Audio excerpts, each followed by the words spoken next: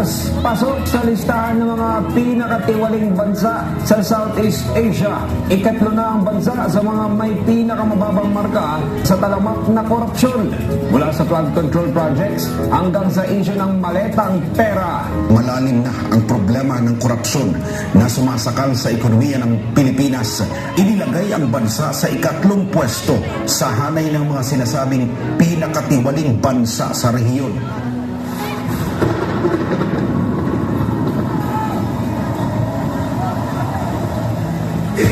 Gulong na yan, mga kurakot!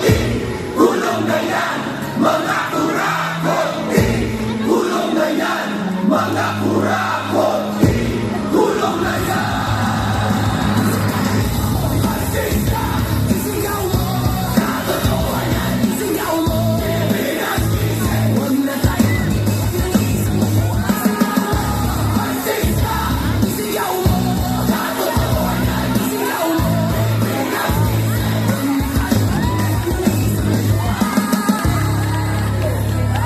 Isigaw mo! Asista, isigaw mo! Katotohanan, isigaw mo! Pilipinas, gising! Huwag na tayo maging bihag ng isang upuan. Kasi hindi lang naman kami mga kontraktor ang nakikinabang dito. Marami din sa inyo, mga politiko, ang nagpapataba ng bulsa sa pangungurakot. Kawawa po talaga ang mga mamamayang Pilipino kasi ninanakaw lang natin ang kaban ng bayan. Sinong umaahon, tayo ba o sila? Mga ngiti nila habang nakalubog ka pa sa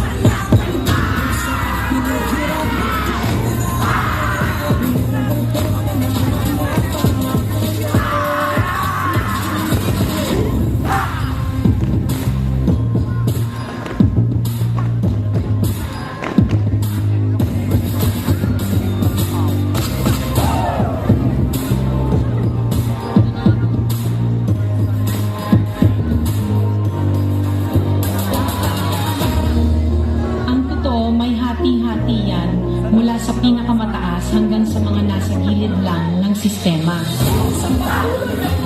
Sa Senado,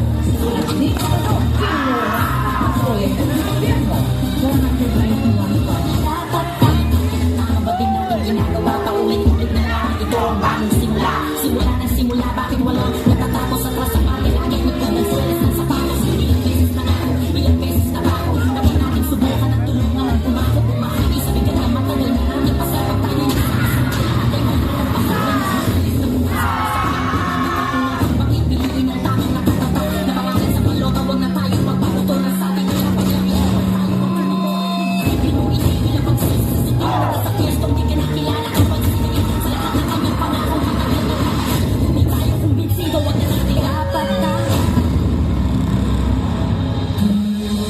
Huwag ninyong ipakita sa publiko na malinis kayo dahil sa bawat proyekto may kapalit na porsyento para sa inyong mga opisina.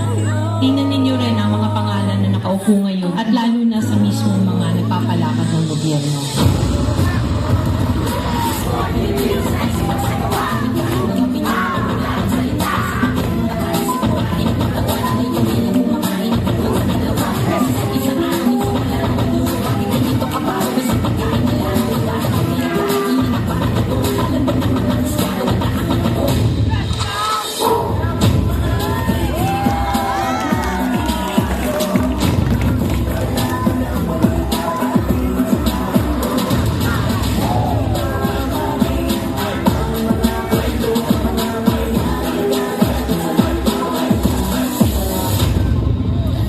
Noong isang taon pa na isiwalat na may mga mali-maletang pera, codename basura, na idinideliver daw sa ilang mga politiko na naglalaman di mano ng hindi lang bilyones, kundi bilyones ng kickback mula sa pondo dapat ng bayan.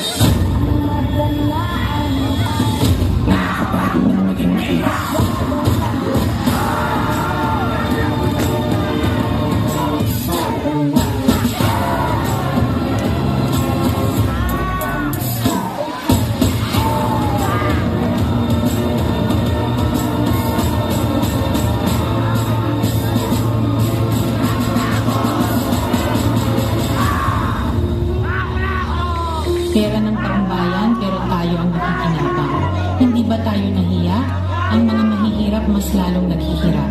Kaya tama na ang pangungurakot natin.